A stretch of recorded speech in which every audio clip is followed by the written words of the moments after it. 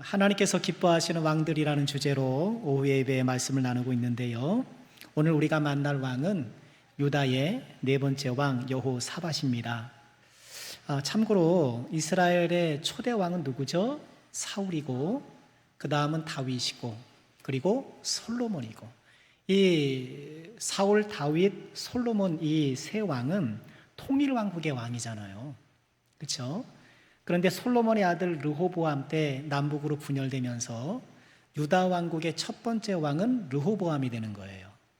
그렇겠죠? 그래서 오늘 우리가 만나는 여호사밧은 르호보암의 아들의 아들의 아들 4대 유다의 왕이에요. 열왕기에도 여호사밧에 대한 기록이 있긴 합니다만 우리 역대기에 보다 더 자세하게 기록되어 있기 때문에 역대기 본문을 가져왔는데요. 여호사밧에 대한 성경의 평가는요, 선한 왕이라는 거예요. 이스라엘에 참 많은 왕들이 있지만 선한 왕으로 평가받는 사람들이 손가락 안에 들고 있는데 그 중에 한 사람이 바로 이 여호사밧이에요. 자, 여호사밧은 어떻게 그런 좋은 평가를 받았을까? 역대하 17장 3절에 보면 이 역대하 17장부터 20장까지 꽤 많은 분량을 할애해서 여호사밧을 소개하고 있거든요. 여호와께서 여호사밧과 함께 하셨으니 이는 그가 그의 조상 다윗의 처음 길로 행하여 바알들에게 구하지 않았다 하면서 다윗의 길로 행했다. 그러니까 어떤 왕이 선하고 또 선하지 않는가, 그 기준점은 다윗이에요. 그가 다윗의 길을 갔는가 그렇지 않은가가 판별 기준이 되는데요. 이렇게 다윗의 길로 행하니 17장 5절에 보니까 그러므로 여호와께서 그의 나라를 그의 손에서 견고하게 하심에 유다 무리가 여호사밧에게 이물을 드렸고 그가 부귀와 영광을 크게 떨쳤더라. 나라가 견고해졌고 또 이 여호사밧 자신도 부와 영광을 누리게 되었다. 특히 부와 영광은 솔로몬을 생각나게 하잖아요. 그처럼 하나님께서 여호사밧에게 큰 은혜를 베푸셨다, 그런 얘기인데요. 역다의 기록들을 보면 여호사밧이 산당과 아세라 목상들을 제거해요. 우상 철폐. 그리고 방백들과 레위인들을 그리고 제사장들을 각 성읍으로 파견해서 율법을 가르치게 해요. 지금이야 온라인 교육도 하고 또 학교도 있고 이렇게 뭔가 공부할 수 있는 환경이 되어 있지만 고대 사회는 그렇지 못했잖아요. 그래서 율법을 잘 다루는 레위인들 또는 방백들, 이런 책임 있는 사람들을 곳곳에 파견해서 교육을 시킨 거예요. 말씀을 알아야, 율법을 알아야 지킬 것 아닙니까? 그리고 곳곳에 요새와 국고성을 건축하면서 국방을 또 튼튼히 했어요. 참 잘했죠. 우상들을 철폐하고 또 곳곳에 제사장들을 파견해서 율법 교육을 시키고 그리고 국방을 든든히 하고, 뭐 이런 왕이 어디 있습니까? 참 훌륭했죠. 그런데 이런 훌륭했던 여호사밧이 큰 실책을 범하고 말아요. 악하기로 참 유명한 북이스라엘의 아합 왕과 연합한 거예요. 아니, 못하러 이 선한 왕이 그 아합하고 손을 잡았는지 참 알 수 없었는데, 아합의 어떤 그 꼬임에 넘어갔더나 할까요? 여하간 이 두 왕이 연합해서 길르앗 라못을 치러 가자, 이제 아람과 전쟁을 벌인 거예요. 아니, 왜 하필 이 아합과 연합한 바람에 그 전투에서 아합이 죽고 말거든요. 하나님께서 그 전투를 빌미로 아합을 심판하셨단 말이죠. 그리고 여호사밧도 죽을 뻔했어요. 정말 이 구사일생으로 살아났거든요. 전쟁에서 살아 돌아온 여호사밧, 하나님께서는 선견자 예후를 보내셔서 그가 악한 왕과 손잡은 것을 책망하셨고 그의 문제점을 지적했어요. 그러자 여호사밧은 그 마음을 돌이켜서 다시 이제 자신의 왕국을 정비하기 시작하는데요. 역대하 19장 4절에 보면 이렇게 전쟁에서 살아 돌아온 여호사밧이 예루살렘에 살더니 다시 나가서 브엘사바에터 에브라임 산지까지 민간에 두루 다니며, 이제 이 왕이 이제 곳곳에 두루두루 다니면서 그들을 그들의 조상들의 하나님 여호와께로 돌아오게 했다. 이게 훌륭하죠. 왕이 순회를 하면 보통 세속적인 왕들은 어때요? 자신의 정치 세력을 키우잖아요. 자신을 이렇게 정치적으로 뒷받침할 그런 사람들을 자기에게로 돌아오게 하는 경우가 적지 않은데, 그 사람들을 하나님께로 이렇게 돌아가도록 하나님께로 인도하는 역할을 했다는 것이죠. 참 잘하는 것이죠. 참 저는 여기서 목회 원리를 봐요. 여호사밧이 백성들의 마음을 하나님께로 이렇게 돌린 것처럼 목회자가 해야 할 일도 그거잖아요. 하나님을 향하여서 마음이 이렇게 쓸 수 있도록, 하나님을 바라보도록, 하나님과의 관계가 좋아지도록 옆에서 이렇게 돕는 역할을 한 것이 목사의 일이라 생각을 하게 되었는데요. 뿐만 아니라 이른바 사법개혁을 단행해요. 주요 성읍에 재판관들을 세워서 올바르게 재판하도록 합니다. 재판은 굉장히 중요한 일이에요. 그러니까 왕이 통치를 한다고 할 때 그 통치의 가장 두드러진 수단이 재판이었거든요. 저 왕은 통치를 잘해. 그것 가운데 하나는 재판을 잘하는 거예요. 왜 솔로몬이 1000번째 드린 후에 그죠? 하나님께서 그 듣는 마음, 지혜의 마음을 주셨잖아요. 기억하시죠? 그 지혜의 마음을 얻은 솔로몬이 가장 먼저 한 일, 솔로몬의 행적을 가장 처음으로 소개하는 사건이 뭘까요? 솔로몬의 재판이었단 말이에요. 왜 하필 재판 이야기를 가져왔을까? 왜 재판 이야기일까요? 그만큼 재판이라는 것은 왕의 통치를 상징적으로 보여주는 행위이기 때문에 그래요. 솔로몬이 지혜롭게 재판을 잘 하잖아요. 오늘 이 사법개혁을 통해서 재판을 하는 여호사밧도 마찬가지예요. 그가 통치를 잘했다는 얘기인 거예요. 어떻게 했는가? 19장 11절에 보면 이렇게 분리를 해요. 여호와께 속한 모든 일은 대제사장 아마랴가 너희를 다스리고.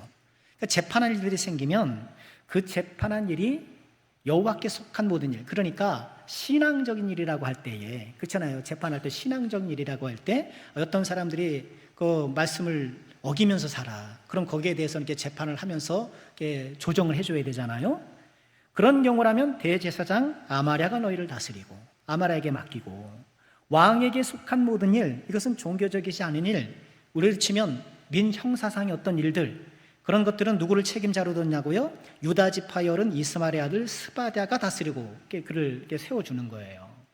그러니까 재판관들을 곳곳에 파견할 뿐만 아니라 그 재판을 감당할 여러 재판사의 분야에 따라서 책임자를 세워놓고 이렇게 정비를 했던 거예요. 레위 사람들은 너희 앞에 관리가 되리라 하면서 레위 사람들이 그 재판의 실질적 업무를 감당하게 하고, 그러면서 맨 끝에 이렇게 축복해요. 너희는 힘써 행하라. 여호와께서 선한 자와 함께 하실 것이다 하면서 이렇게 예후 선지자의 책망의 말을 듣고 심기일전에서 국정을 다시 돌보는 이게 훌륭한 일을 하고 있는 거예요. 그러고 보면 선한 왕이라는 것은 실수하지 않는 사람이 아니라, 설사 실수를 했다 하더라도 하나님의 책망을 받아들이고 변화되는 사람이 선한 사람이란 거예요. 우리도 마찬가지죠. 우리 가운데 실수하지 않는 사람이 어디 있어요? 완전하셔요? 우린 그럴 수가 없어요. 저부터도 그래요. 우리 죄 안 짓는 사람이 어디 있습니까? 그런 사람은 아무도 없어요. 그러나 하나님의 신실한 사람들은 어때요? 하나님 말씀을 향해 귀가 항상 열려 있어서 그 말씀을 받아들일 준비가 되어 있는 거예요. 그래서 그 말씀이 나를 교정할 때 그 교정을 따라가고, 그 말씀이 나의 길을 이렇게 움직여줄 때 그 길을 따라갈 줄 아는 사람이 선한 왕이요 선한 성도가 된다는 것이죠. 자, 여호사밧 이야기를 오늘 우리가 계속 읽게 되었는데, 오늘 우리가 읽은 말씀은 어떤 이야기일까요? 오늘 우리가 읽은 말씀에서 몇 가지 교훈을 함께 묵상해 보고 싶은데, 먼저는요, 선한 왕에게도 시련이 찾아온다는 거예요. 공교롭게도 이런 주제가 계속 반복되는 것 같아요. 오늘 오전 말씀도 그랬잖아요. 우리가 저번에 살펴본 말씀도 그랬고, 뭔가 하나님의 백성들이 말씀에 따라 순종했다고 해서 항상 장밋빛 미래가 보장되는 것은 아니라는 거예요. 이거 우리가 기억해야 돼요. 오늘 오전의 말씀도 그렇잖아요. 그들이 르비딤에 갔던 이유가 뭡니까? 그저 우리가 어디가 좋을까 의논해서 회의해서 결정하는 게 아니잖아요. 하나님 명령을 따라서 르비딤에 갔지만 거기 물이 없는 거예요. 기가 막히지 않습니까? 여러분, 우리가 이 책을 읽어서 그렇지, 우리가 그 상황을 이렇게 제3자의 입장으로 살펴봐서 그렇지, 우리가 당사자라고 생각해 보세요. 명령에 따르는 것도 중요하지만 명령에 따라 가는 길이 무슨 버스 타고 갑니까? 무슨 비행기 타고 갑니까? 그 뜨거운 강야를 터벅터벅 걸어가면서 그래도 하나님 말씀하셨지 하면서 이렇게 순종하는 마음으로 갔을 것 아닙니까? 그런데 딱 도착했더니 물이 없는 거예요. 물이 없는 거예요. 저 같아도 원망해요. 저 같아도 원망했을 것 같아요. 모세한테 짜져갔을 것 같아요. 하나님의 말씀에 순종했다고 해서 항상 평탄한 길이나 또 순조로운 일들이 열리는 것은 아닐 수 있다는 것을 기억하고요. 오늘 여호사밧도 마찬가지예요. 이렇게 아합과 연합하는 것 때문에 큰 위험을 당했고, 또 거기에서 내가 정말 잘못했구나, 그러면 안 되지 하면서 심기일전에서 다시 나라를 새롭게 세우려고 노력했던 것 아닙니까? 그렇게 된다면 이런 노력에 하나님의 은혜가 뒤따라와서 나라가 번성하고, 그죠? 쭉쭉 뻗어나가야 되는데 어떤 일이 벌어졌나요? 오늘 20장 1절 말씀이에요. 그 후에, 즉 여호사밧이 심기일전에서 자신의 국정을 성실하게 돌아온 그 후에 모압 자손과 암몬 자손들 40사람들과 함께 와서 여호사밧을 치고자 한지라. 이방인 연합군들이 여호사밧을 지금 치러 오는 거예요. 기가 막히죠. 난 기껏 좀 잘해보려고 했는데, 여러분 우리 그럴 수 있잖아요. 나름 나도 좀 예배생활 잘해야지, 기도생활 해야 되지, 그러면서 내 신앙생활을 잘 준비하고 나 기껏 좀 뭔가 해보려고 했더니만 일이 잘 안 되고 뭔가 좀 방해가 있고 막 그럴 때가 있을 수 있다는 거예요. 심지어 어떤 사람이 와서 여호사밧에게 전하 이르되, 큰 무리가, 작은 무리도 아니고 큰 무리가 바다 저쪽 아람에서 왕을 치러 오는데 이제 하사손다말 곧 엔게디에 있나이다. 모압, 암몬, 그리고 오늘 2절 말씀에서는 아람이라고 얘기를 하는데요, 여러 다른 성경 사본에서는 에돔으로 있는 것이 좀 더 맞지 않느냐라는 견해가 있어요. 왜냐하면 아람은 촉곡대기거든요. 근데 촉곡대기에 있는 사람이, 모압과 암몬은 그 요단강 동편에 있는 족속들이잖아요. 이게 동선이 안 맞는 거예요. 그러니 아마 에돔일 것이다. 모압, 암몬, 에돔일 것이다. 아니, 암몬, 에돔, 모압일 것이다. 이렇게 생각을, 이 연합군들이 쳐들어왔는데, 엔게디 하면 다윗이 사울을 피해서 도망다니던 엔게디, 거기잖아요. 그러니까 유다의 광야예요. 예루살렘에서 멀지 않은 곳인 거예요. 코앞까지 온 거예요. 우리가 주목할 것은요, 말씀드린 것처럼 전쟁의 시점이에요. 이렇게 여호사밧이 나름대로 심기일전하여서 국정을 올바로 돌아보고 백성들의 마음을 하나님께로 돌이키면서 믿음의 노력을 기울이고 있음에도 불구하고 이런 어려움이 찾아오는 것을 보면서 선한 사람에게도 고난과 시련이 찾아올 수 있다.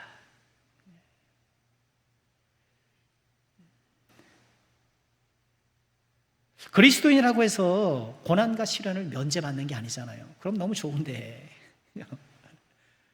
그랬으면 좋겠는데 그렇지가 않아요. 신실한 백성들도 언제든지 고난과 시련을 겪게 되는 것이 이 세상이에요. 그리고 고난과 시련은 가만히 생각해 보면 우리 인간의 부족함 때문에 오는 경우가 많이 있잖아요. 아니, 내가 욕심을 부리는 터에 경제적인 어려움을 겪기도 하고, 또 내가 교통법규를 좀 잘 지켰으면 되는데 그렇지 못해서도 사고가 나기도 하고, 또 나는 그래도 괜찮은데 다른 사람 때문에 그럴 수 있잖아요. 아니, 부모가 경제적으로 욕심부린 바람에 자녀들이 그 경제적인 어려움을 함께 겪는 경우도 있는 것이고, 나는 아무런 그런 잘못 없이 그냥 인도를 걸어가고 있는데 음주운전 차량이 그냥 돌진해서 그만 사고가 나는 경우도 있고, 이런 것이죠. 그래서 가만 보면 우리 인간이 겪는 모든 고통은 인간들이 발생하는 경우가 많아요. 그게 훨씬 더 많아요. 우리가 지금 이 뜨거운 이 여름을 보내는 것도 결국 따지고 보면 뭐라고 지금 분석하고 있나요? 이 기후변화의 원인이 어디 있다고 생각하나요? 멀쩡하던 지구가 갑자기 이렇게 뜨거워지고 그런 게 아니라고 우리는 다 그렇게 분석하고 있잖아요.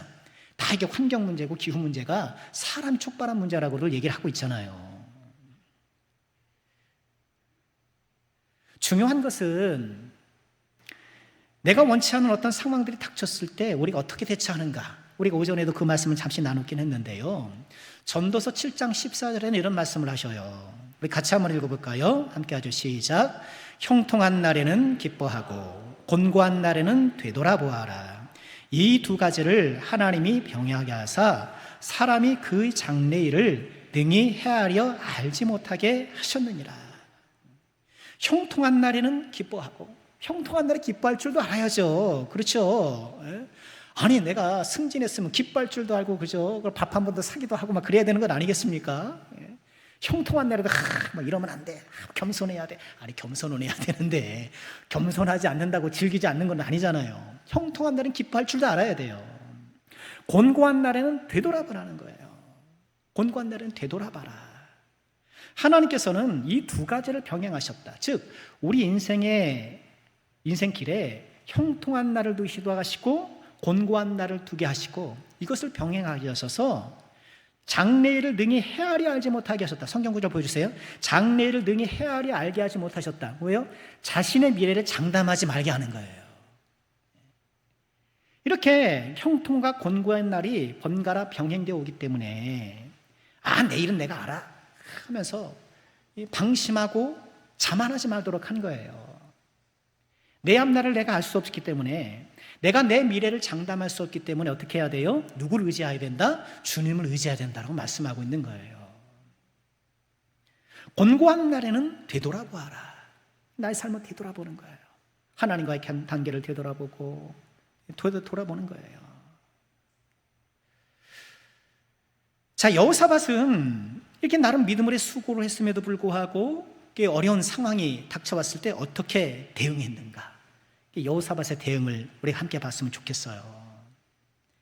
우리 3절에 여호사밧이 이렇게 대응합니다. 여호사밧이 두려워하여 여호와께로 낯을 향하여 간구하고 온 유다 백성에게 금식하라 공포하며. 멋있죠.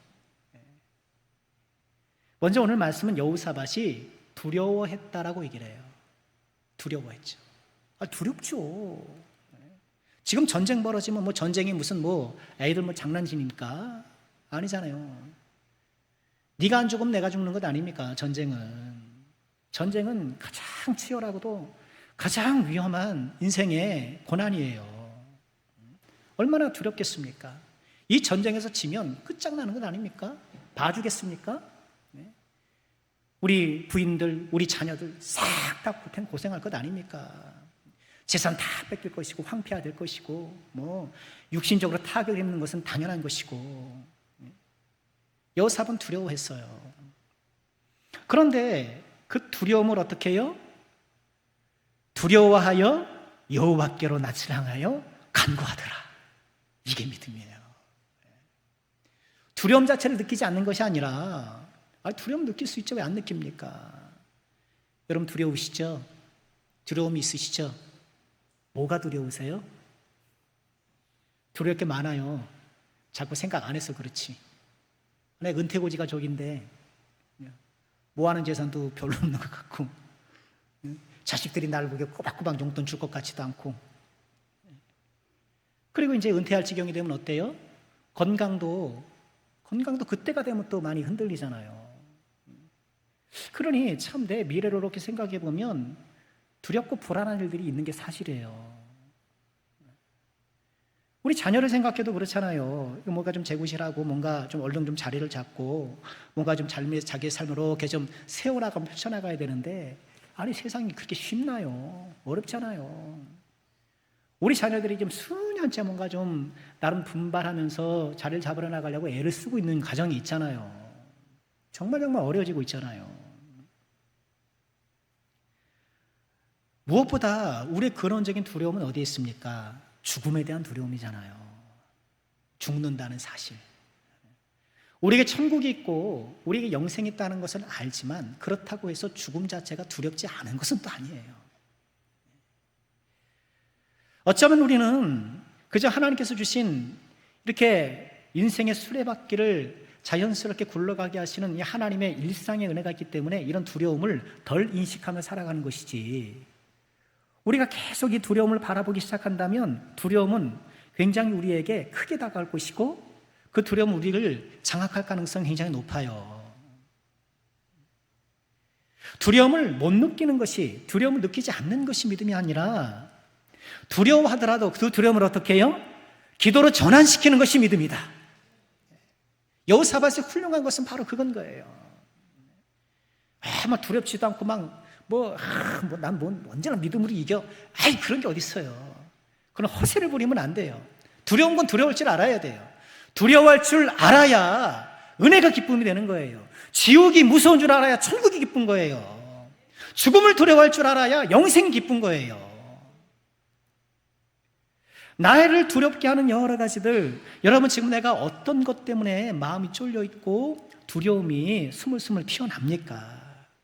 여호사밧이 그 두려움을 전환하여 기도로 바꿨던 것처럼 우리가 그 전에 찬송했잖아요. 그 두려움이 변하여 내 기도 되었고.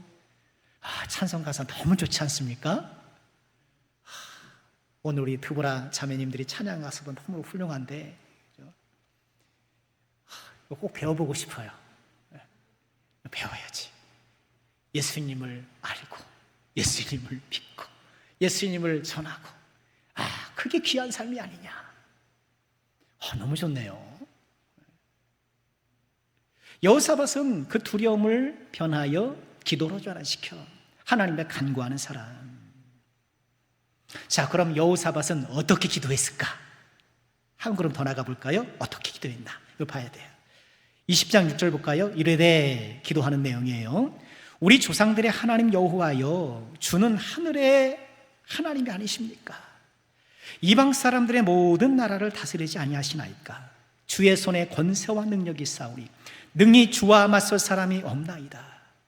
지금 여호사밧이 기도하면서 하나님, 이 모든 나라들의 흥망성쇠를 주관하시고 역사를 주관하시는, 역사의 흥망성쇠와 개인의 생사화학을 주관하시는 하나님 아니십니까? 이렇게 하나님 높여 찬양하는 거예요. 사실상 주님을 높이는 거예요.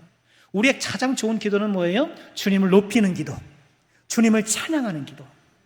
기도하실 때 주님을 높여 찬양하세요. 그 하나님이 좋아하시죠. 그렇다고 없는 마음으로 이렇게 그러면 안 되고, 그죠? 하나님께 아부하라는 게 아니라 믿음의 진짜 고백을 드려야죠. 능히 주와 맞설 사람이 없습니다. 그러면서 이렇게 먼저 여호사밧은 하나님을 높여 찬양하며 기도해요. 이어서 여호사밧은 이렇게 기도해요. 우리 하나님이시여, 전에 이 땅 주민을 주의 백성 이스라엘 앞에서 쫓아내시고, 그렇죠, 가나안 족속을 쫓아내시고 그 땅을 주께서 사랑하시는 아브라함의 자손에게 영원히 주지 않으셨습니까? 하나님, 이 땅 하나님이 주신 것 아닙니까? 하나님께서 베풀으셨던 은혜의 역사를 회고하며 기도하고 있는 거예요. 그러니까 하나님의 찬양했죠? 이제는 은혜의 역사를 회고하는 거예요. 우리의 삶에도 하나님의 은혜의 역사들이 다 있잖아요. 하나님, 정말 보잘것없는 저희였는데 저에게 예수 믿는 은혜 주셔서 하나님 자녀 삼아주시지 않습니까? 우리 가문이, 우리 가정이 하나님 모르고 맨날 우상 섬기고 철마다 때마다 차례 지내고 그런 가정이었는데 우리 가정에게 예수님 메시아의 복음의 씨앗을 심어주셔서 이렇게 하나님께 예배드리는 가정 되게 해주지 않았습니까? 하면서 하나님께서 나의 삶과 나의 가정과 일상 가운데 베푸신 그 은혜를 회고하면서 하나님께 기도하고 있는 거예요. 또 어떻게 기도하고 있을까요? 20장 8절이에요. 그들이 이 땅에 살면서 주의 이름을 위하여 한 성소를 주위에 건축하고 이르기를, 성전을 건축한 것을 이제 돌아보는 거예요. 만일 재앙이나 난리나 견책이나 전염병이나 기근이 우리에게 임하면 주의 이름이 성전이 있으니 우리가 성전 앞과 주 앞에 서서 이 환난 가운데 주께 부르신즉 들으시고 구원하시리라 하였나이다. 지금 여호사밧은 어떤 기도를 드리고 있느냐 하면, 성전이 세워진 후에 솔로몬이 그 성전 앞에서 백성들을 대표해서 기도한 내용이 있잖아요. 기도했단 말이에요. 그 기도의 내용, 그 기도에 따라서 하나님 앞에 받았던 은혜의 약속을 부여잡고 기도하는 거예요. 하나님 이렇게 성전을 허락하시고 우리 조상들이 이 성전을 짓고 하나님 앞에 이런 어려움이 있을 때 기도할 때 응답해 주셨다고 하지 않았습니까? 그리고 우리도 기도할 때 어떻게 기도해요? 하나님의 말씀을 붙잡고 기도해야 되는 거예요. 하나님 이렇게 하나님의 자녀들에게 말씀을 베풀어 주신다고 하지 않았습니까? 이렇게 약속해 주지 않았습니까? 하나님, 저는 그 약속에 의지해서 주님께 기도합니다. 이어서 10절 볼까요? 옛적에 이스라엘이 애굽 땅에서 나올 때, 출애굽할 때죠. 암몬 자손과 모압 자손과 세일산 사람들, 여기서 세일산 사람들은 누구의 후손일까요? 에서의 후손, 에돔 사람들이란 말이에요. 세일산, 거기가 이제 에돔 사람들인데, 암몬 자손, 모압 자손, 에돔 자손들을 침노하기를 주께서 용납하지 아니하시고 이에 돌이켜 그들을 떠나고 멸하지 아니하였습니다. 이게 무슨 얘기입니까? 출애굽할 때 이스라엘 백성들이 이제 40년 광야 생활 쭉 하고 가나안에 오잖아요. 가나안에 올 때 하나님께서 암몬 족속으로 가지 마, 모압 족속에 가지 마, 에돔 족속에 가지 마, 거긴 너희들에게 허락한 땅이 아니야. 그러니까 거기는 돌아가. 하나님께서 그렇게 말씀하셨단 말이에요. 그렇죠. 그래서 저 그쪽에 있는 그 바산 광야에 있는 거기 바산왕 시온, 아모리 왕 시온, 바산왕 옥, 이런 사람들은 멸하지만 모압, 암몬, 에돔은 하나님께서 두셨단 말이에요. 그 얘기를 하는 거예요. 돌이켜 그들을 떠나고 멸하지 아니하였거늘 이제 그들이 우리에게 갚는 것을 부옵소서. 그들이 와서 주께서 우리에게 주신 주의 기업에서 우리를 쫓아내고자 합니다. 아니, 하나님, 그때 하나님께서 그들을 침범하지 말라고 우리가 우회해서 이렇게 돌아와서 그들을 멸하지 않았는데 이제는 되려 그들이 와서 우리를 쫓아내려고 하니 이것이 얼마나 부당합니까? 이 상황이 얼마나 말이 안 됩니까? 지금 그 얘기를 하는 거예요. 하나님을 기도할 때 지금 이 여호사밧이 처한 상황에 부당함을 얘기를 하고 있는 거예요. 자, 여호사밧의 기도를 한번 볼까요? 여기서 기도를 보면 먼저 하나님을 찬양했죠. 하나님, 주와 맞설 사람이 없습니다. 온 나라를 다스립니다. 하나님을 찬양해요. 그런 다음에 무엇에 의지해서 기도해요? 은혜의 역사. 하나님께서 이런 은혜를 베풀어 주시지 않습니까? 그러면 은혜의 약속, 하나님 이렇게 약속해 주지 않으셨습니까? 하나님, 그리고 지금의 상황을 한번 보십시오. 이거 참 부당하지 않습니까? 이거 좀 말이 되지 않습니까? 그래, 하나님께서 개입해 주셔서 이 상황을 조정해 주셔요. 기도하고 있는 거예요. 이 여호사밧의 이 기도를 우리가 참 모범적으로 삼은 기도가 될 수 있지 않겠나 싶어요. 하나님께 설명을 드리는 거예요. 하나님께서 몰라서 그러겠습니까? 모르겠어요, 하나님이 이거를? 하나님께서 다 아시는 내용이더라도 우리가 이것을 하나님께 말씀을 드리는 거예요. 그때 하나님께서 그 기도 가운데 내 마음에 깨달음을 주시고 내 마음에 소망을 주시고 그러시는 거예요. 여호사밧은 하나님을 찬양하고 은혜의 역사, 은혜의 약속, 그리고 대적자들의 부당함을 고발하는 내용을 하나님께 기도하고 있는 거예요. 근데 중요한 건 그 기도를 드리는 여호사밧의 마음이에요. 12절 보실까요? 우리 하나님이여 그들을 징벌하지 아니하십니까? 징벌하다는 이 단어가 심판하다는 단어. 그러니까 히브리어로는 샤파트예요. 그러니까 여호샤파트. 하나님께서 심판하신다. 여호사밧의 이름이 여기서 왔어요. 우리 하나님이여 그들을 심판하지 않으십니까? 우리를 치러오는 이 큰 무리를 우리가 대적할 능력이 없고 어떻게 할 줄도 알지 못하고 오직 주만 바라봅니다. 여호사밧의 기도는 오직 주만 바라봅니다 기도예요. 여러분, 이 기도가 얼마나 간절합니까? 우리가 대적할 능력이 없습니다. 방법도 모르겠습니다. 그저 주님만 바라봅니다. 우리가 이런 여호사밧 같은 처지에 있을 때가 얼마나 많나요? 그리고 그런 처지뿐만 아니라 우리 존재 자체가 그래요. 우리가 무슨 능력이 있습니까? 그럼 능력 있으세요? 능력 있으면 좀 저를 좀 주시고 저한테 좀 능력 좀 나눠주세요. 능력이 뭐겠어요 우리가? 다 뭔가 우리가 갖추며 살아가기 위해서 다들 막 준비하고 했지만 그게 내가 갖추려고 했고 내가 준비했던 것들이 나의 인생의 안녕을 보장해 주나요? 뭐가 그래요. 능력이 없어요. 아이고 목사님 그래도 제가 직장생활을 한평생 했는데 이거 빠꿈입니다. 제가 제 분야만큼은 그렇습니다. 하나님 주신 거죠. 내 능력이 뭐가 있겠어요. 능력도 없고 방법도 없고 오직 주만 바라봅니다.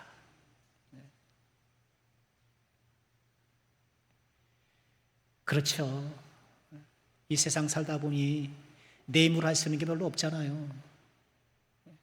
시간이 지나면서 그런 걸 좀 더 깨닫게 되는 것 같아요. 삶은 살수록 내 힘으로 살기 어렵다라는 것을 알게 되는 것 같아요. 뭐 하나 내 뜻대로 안 돼요. 여러분 뜻대로 되는 거 있습니까?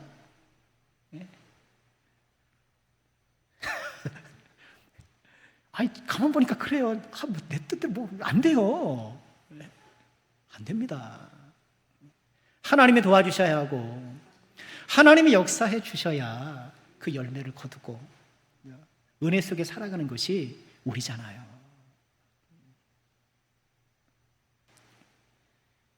무엇보다 우리는 이 땅에 태어나는 순간부터 죽음을 향해 달려가고 있잖아요. 죽음이 다 우리를 끌어당기잖아요. 그리고 죽음이 끌어당기고 있는 우리 삶을 살아가면서 죽음의 자식들에게 우리가 굉장히 괴롭힘을 당하잖아요. 하나님께서 이 세상을 아름답게 창조하셨는데 아담이 범죄해서 이 세상에 뭐가 들어왔어요? 사망이 들어왔잖아요. 근데 사망이 들어오는 건 뭐예요? 사망을 유발하는 인자들이 주르륵 들려오는 거예요. 사망 유발 요인들이 호박이 넝쿨처럼 들어오는 것처럼 그건 좀 좋은 건데 이 죄악들이 훅 들어온 거예요. 뭐가 들어왔어요? 살인이 들어오고 질병이 들어오고 전쟁이 들어오고 속임수가 들어오고 이런 것들이 쭉 들어온 거예요. 그것 때문에 다 고통하고 살아가는 거잖아요. 왜 그런 우스갯소리 있잖아요. 왜 아이들이 태어나면 우는가? 앞으로 살아갈 걸 생각하니 기가 막혀서 운다는 거 아닙니까? 인생을 살아가면 기가 막혀서 운다는 거예요. 어떻게 살아가냐? 능력이 없어요. 방법도 없어요. 그러나 우리에게 능력과 방법이 있으니 우리 주님이 우리의 능력이요 우리 주님이 우리의 방법임을 꼭 기억하시길 주의 이름으로 축원합니다. 여호사밧을 통해 우리가 배워야 될 것이 바로 이것이에요. 인생의 막다른 골목 같은 그 상황에서 누구라도 절망하고 누구라도 두려워할 수밖에 없는 그런 상황에서 기도로 승부를 걸고 있는 거예요. 기도로 승부를 걸고 있는 거예요. 우리 사랑하는 모든 죄종들, 답답한 상황, 앞이 보이지 않는 상황, 그러나 위를 바라보면 우리 주님이 계시니 기도를 인생의 무기를 삼고 도구를 삼아서 기도로 승부를 보시고 여호사밧의 기도를 통해 하나님의 역사를 누렸던 것처럼 이루어지는 말씀, 어떤 말씀이 이어지는지 꼭 읽어보세요. 이 모였던 백성들이 막 자중질환이 나서 자기들이 막 잘못해요. 하나님 기가 막히게 승리해 주시는 거예요. 말씀 마치겠습니다. 오늘 여호사밧 하나님께서 선하게 인정하시는 왕의 믿음을 살펴보았는데 능력도 없고 방법도 없습니다. 그러나 오직 주만 바라봅니다. 오직 주만 바라보는 이 여호사밧의 신앙을 우리 다시 한번 본받아서 기도로 인생의 승부수로 삼아 우리 인생을 헤쳐나가고 승리의 삶을 살아가는 우리 모두가 되기를 주님의 이름으로 축원합니다.